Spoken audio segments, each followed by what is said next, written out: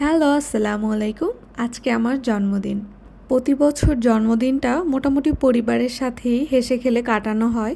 এবছর পরিবারের কেউই আমাদের সাথে নেই। রাত তখন প্রায় ২টা। আমার হাজব্যান্ড এসে বলে, চলো তোমাকে নিয়ে কোথাও ঘুরতে বের হই। সাইবারজাতে রাত ২টার সময় রেস্টুরেন্ট খোলা থাকবে, এটা দেখে আমি কিছুটা অবাক হই। এই সময় সাইবারজাতে বার্থডে থিমের কেক আসলে তেমন একটা পাওয়া যায় না, তো সেজন্য আমার জামাই আমাকে অফার করলো, যেহেতু কেক খাওয়াতে পারিনি, সো এখানে যা অ্যাভেলেবেল আছে সেখান থেকে যা ইচ্ছা তুমি তাই খেতে পারো। পুরো স্টোরটা ঘুরে ঘুরে বিভিন্ন কিছু পছন্দ করতে লাগলাম এবং লাকিলি একটা পিস ডিলাইট পেয়ে যাই। অ্যান্ড দেন আইস লাতে খেয়ে খুব সুন্দর একটা মুভমেন্ট উপভোগ করে বাসায় চলে আসি। তো বাসায় আসার পর আমার হাজব্যান্ড আমাকে অফার করে, যেহেতু মালয়েশিয়া আসার পর পুত্রজায়া কখনো যাওয়া হয়নি এবং পুত্রজায়ায় খুব সুন্দর সুন্দর বিউটিফুল লোকেশন আছে, স্ট্রিট ফুড আছে এবং সুন্দর সুন্দর মসজিদ আছে, সেহেতু আজকে চলো তোমাকে পুত্রজায়ায় ঘুরে দেখাবো। যদিও আমার হাজব্যান্ডের এখানে কাজ ছিল, কাজ শেষ করে আমাকে নিয়ে ঘুরতে বের হয়। এক ঢিলে আর কি দুই পাখি মারা। এরপর আমরা চলে আসি মালয়েশিয়ার ফেডারেল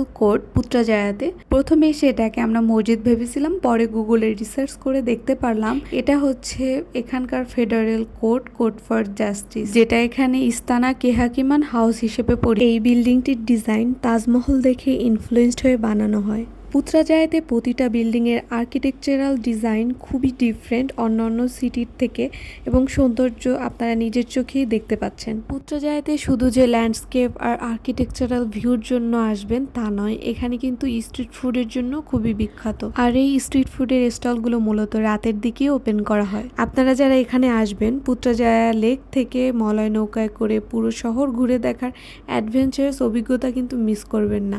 আপনারা যারা প্রকৃতিপ্রেমী আছেন তারা অবশ্যই বোটানিক্যাল গার্ডেন ঘুরে যাবেন। Botanical garden, street food, night market, boat riding এর অভিজ্ঞতা শেয়ার করব পরবর্তী কোনো ভিডিওতে। এখান থেকে ব্রিজের ওই পারে কিন্তু আয়রনি মসজিদ দেখা যাচ্ছে।